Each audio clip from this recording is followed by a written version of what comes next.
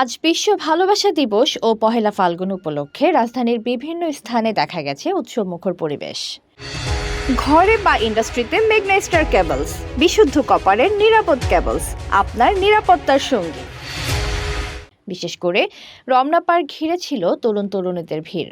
ভালোবাসার এই দিনে মানুষ তাদের মনের অনুভূতি প্রকাশ করেন। সবাইকে হ্যাপি ভ্যালেন্টাইন্স ডে। আজকে ঘুরতে এসেছি। আসলে এখন হচ্ছে আমাদের নতুন একটা প্রজন্ম, আমাদের নতুন দিন। আমরা সবাই মিলে এসেছি।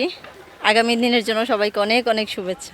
আমার মনে হয় যে নিজেকে যদি ভালোবাসা যায় তাহলে আসলে অন্যের ভালোবাসার জন্যে খুব একটা ক্রেভিংস হয় না।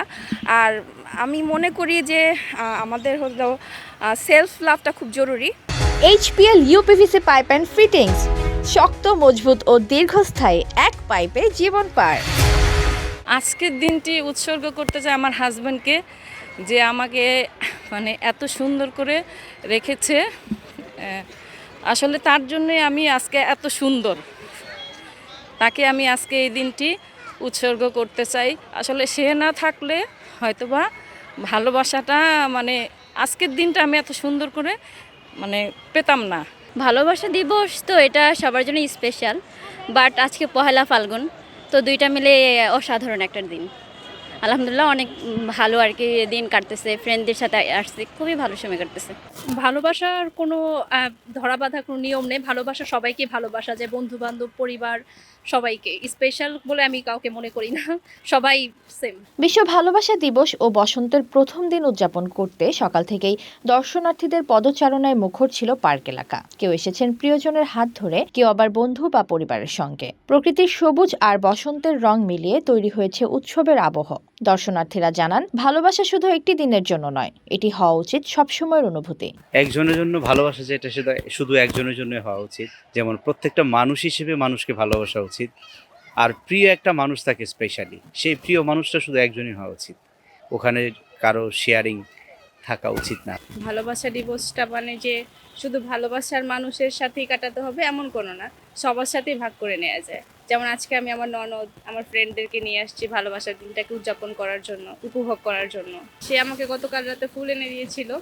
তো আমি মনে করি যে ফুলগুলোর চাইতে আমার কাছে সে সবচেয়ে বেশি সুন্দর। ভালোবাসাটা আসলে আমার মতে হচ্ছে সার্বজনীন হওয়া উচিত। আমরা যেটা ভালোবাসা বলতে সাধারণত অনেকে বুঝে যে প্রেমিক প্রেমিকা বা হাজব্যান্ড ওয়াইফের মধ্যে ভালোবাসাটা আসলে সেরকম না।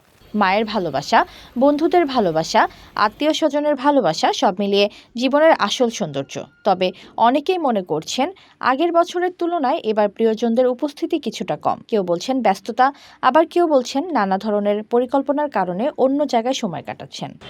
তার জন্য এটাই বার্তা দিব, প্রিয় যেখানেই আছো, যেভাবেই আছো, যত্ন করে আমার জন্য প্রতিটা বসন্ত তুলে রেখো। যখন আমি তোমার জীবনে আসবো তখন তুমি আমাকে প্রতিটা বসন্ত উপলক্ষে উইশ করো।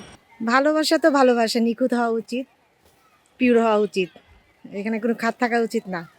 তুমি কখন ঘুম হলে যে স্বপ্ন দিনে রাতে, কখন তোমায় দখল নিলাম হলাম বারাতে।